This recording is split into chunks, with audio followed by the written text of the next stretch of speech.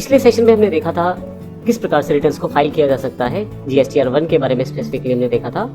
हमने इसके लिए ऑफलाइन जो टूल है उसकी यूटिलिटी का प्रयोग किया है और एक हमने ऑनलाइन रिटर्न को भी भरना देखा था। इस सेशन में हम टैली के द्वारा जीएसटीआर 1 को प्रिपेयर करेंगे और देखेंगे इसके द्वारा प्रिपेयर करना कितना ही आसान है। इसमें हम जीएसटीआर 1 को प्रिपेयर करेंगे टैली की सहायता से। तो इसके लिए मैंने यहाँ पे एक नवटेक कंप्यूटर्स के नाम से जो कंपनी है उसे ओपन किया हुआ है। गेटवे ऑफ टैली पे यहाँ पे हूँ मैं। यहाँ से सबसे पहले आप डिस्प्ले पे आ जाएं, उसके पश्चात स्टैट्यूटरी रिपोर्ट्स पे आएँ, यहाँ पे जीएसटी को ओपन करें और यहाँ आपके पास जीएसटी रिपोर्ट्स में तीनों रिटर्न्स की इन्फॉर्मेशन है, जीएसटीआर 1, 2 और 3B। तो यहाँ क्योंकि मुझे अभी 1 फाइल करनी है, मान लीजिए, तो मैं 1 को क्लिक कर लेता हूँ। जैसे आप 1 को क्लिक करेंगे आपके पास एक जीएसटीआर 1 की रिटर्न समरी, ये हम काफ़ी सारे प्रैक्टिकल एग्जांपल्स में भी देख चुके हैं, वो सारी यहाँ पे दिखाई देनी शुरू हो जाएगी। यहाँ पे ऊपर बताया जाएगा कि टोटल कितने वाउचर हैं, रिटर्न्स में कितने इंक्लूड किए गए हैं, कितने रेलेवेंट नहीं है रिटर्न्स के लिए, और अगर कोई मिसमैच वाउचर है तो वो भी यहाँ पे शो किया जाएगा, जो कि अभी 0 दिखा रहा है। इसका अर्थ हमारे सभी वाउचर जो वाउचर हमारे रिटर्न में शामिल होने चाहिए वो सारे हो चुके हैं। नीचे की तरफ हर एक सेगमेंट में, क्योंकि अब आप इन सब चीज़ों को अच्छी तरह से समझ सकते हैं, B2B अर्थात रजिस्टर्ड बिजनेस से रजिस्टर्ड बिजनेस को जो सेल्स की गई है, B2C जिसमें बिजनेस से कस्टमर की तरफ 2.5 लाख से ऊपर वाली सेल्स, B2C स्मॉल इनवॉइसेस की सेल्स, क्रेडिट डेबिट नोट्स और नीडेटेड इनवॉइसेस। ये मैंने एग्जांपल्स पिछले सेशन में नवटेक कंप्यूटर के साथ करके देखे हुए हैं। ये एग्जांपल्स हमने पहले शामिल किए हुए हैं पिछली एक्सरसाइजेस, पिछले वीडियो से आप इन्हें देख सकते हैं किस प्रकार से इन्हें एंट्रीज वाइज किया गया है। तो अब यहाँ पे आप 2 तरह की डिटेल आराम से निकाल सकते हैं। सबसे पहले यदि आप चाहें तो यहाँ पे वाउचर वाइज डिटेल को एक्सपोर्ट कर सकते हैं और चाहें तो पूरा का पूरा रिटर्न ही आप यहाँ से क्रिएट कर सकते हैं। हम दोनों चीज़ें देख लेते हैं। सबसे पहले यदि आप B2B इनवॉइसेस का यहाँ से वाउचर वाइज डिटेल चाहते हैं, क्योंकि हमें B2B इनवॉइसेस नंबर्स के अकॉर्डिंग हर एक वाउचर की डिटेल के साथ अपलोड करने हैं, तो इस केस में आप B2B इनवॉइसेस को ओपन करें, एक्सपोर्ट पे जाएं। यहाँ से आपसे टैली के द्वारा पाथ मांगा जाएगा, जहां आप इस जो एक्सेल की फाइल जनरेट की जाएगी उसको सेव कर सकते हैं। एक्सेल की फाइल से हम फिर अपनी ऑफलाइन यूटिलिटी से इंपोर्ट करते हुए इसे आसानी से सभी इनवॉइसेस को अपलोड कर सकते हैं। ये जानकारी हम पिछले सेशन में ले चुके हैं, जहां हमने ऑफलाइन यूटिलिटी को प्रयोग करते समय इंपोर्ट किया था एक्सेल।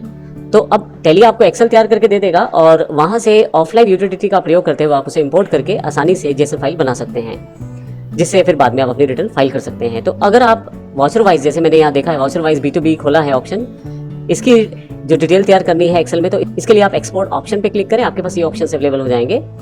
अभी अगर मैं इसे यस कर दूंगा तो डिफॉल्ट पाथ जो है वहीं पे सारा का सारा फाइल तैयार हो जाएगा। अभी मैं इसे नो कर रहा हूँ। आप सेटिंग चेंज कर सकते हैं, जैसे ऑल लैंग्वेजेस, फॉर्मेट कौन सा चाहिए एंटर करते हुए, जैसे आप JPG, PDF, XML ले सकते हैं। हालांकि हमें एक्सेल चाहिए क्योंकि ऑफलाइन यूटिलिटी, उससे हम आसानी से एक्सेल स्प्रेडशीट को इंपोर्ट कर सकते हैं।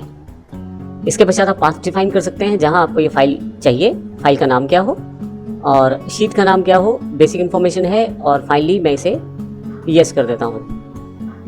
तो जैसे आप ये देखेंगे कि आपके पास एक एक्सेल फाइल ओपन हो जाएगी और आपको वो सारी डिटेल बिल वाइज देना शुरू कर देगी, जिसमें आपके पास जो आपने सेल्स सप्लाई की थी उसकी इन्फॉर्मेशन यहाँ पे with GSTN number, with state, voucher type, voucher का नंबर क्या है, टैक्सेबल वैल्यू क्या है, अगर IGST इंप्लीमेंटेड है तो उसका अमाउंट क्या है, और अगर CGST, SGST इंप्लीमेंटेड है तो उसका अमाउंट क्या है, टोटल टैक्स अमाउंट क्या है, इनवॉइस अमाउंट क्या है, कंप्लीट डिटेल आपके पास यहाँ अवेलेबल हो जाती है। तो ये पहला तरीका है, आप वाउचर वाइज पूरा का पूरा डिटेल ले सकते हैं टैली से। मैं अभी इसे क्लोज कर देता हूँ, एस्केप करके थोड़ा सा बाहर आ जाता हूँ। अब मान लीजिए मुझे पूरा का पूरा GSTN 1 ही तैयार करना है, तो ऐसे केस में मैं यहाँ से ई रिटर्न पर चला जाऊंगा। जो आपके पास बटन बार राइट हैंड साइड पे दी गई है, वहां से ई रिटर्न को क्लिक कर लें।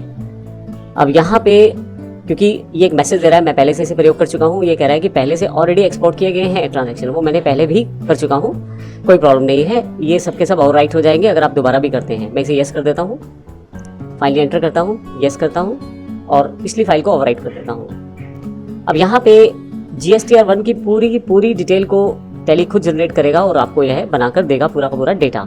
अब यहाँ नीचे, क्योंकि पिछले सेशन में हमने देखा था कि ऑफलाइन जो एक्सेल की फाइल थी, जो सैंपल फाइल हमने देखी थी, जो ऑफलाइन सेटअप टूल के साथ हमारे पास अवेलेबल हुई थी, उसमें इस तरह की शीट्स थी, B2B, B2BA, B2CL, B2CLA, B2CS इत्यादि। अब मैं B2B की बात करता हूँ, बिजनेस से बिजनेस ट्रांजैक्शन के लिए। तो यहाँ पे रजिस्टर्ड बिजनेस से रजिस्टर्ड बिजनेस ट्रांजैक्शन में आप देखेंगे कि लगभग सब कुछ टैली ने आपको दे दिया है तैयार करके, जैसे कि GSTN का पूरा डिटेल्स है, इनवॉइस नंबरिंग है, इनवॉइस डेट है, टोटल इनवॉइस वैल्यू क्या है, प्लेस ऑफ सप्लाई इत्यादि इत्यादि, ये सब चीज़ें यहाँ पे दे दी गई हैं। तो अब केवल आपको करना ये है कि ऑफलाइन यूटिलिटी के साथ इसको इंपोर्ट करें, जेसन फाइल क्रिएट करें और अपनी रिटर्न अपलोड कर लें।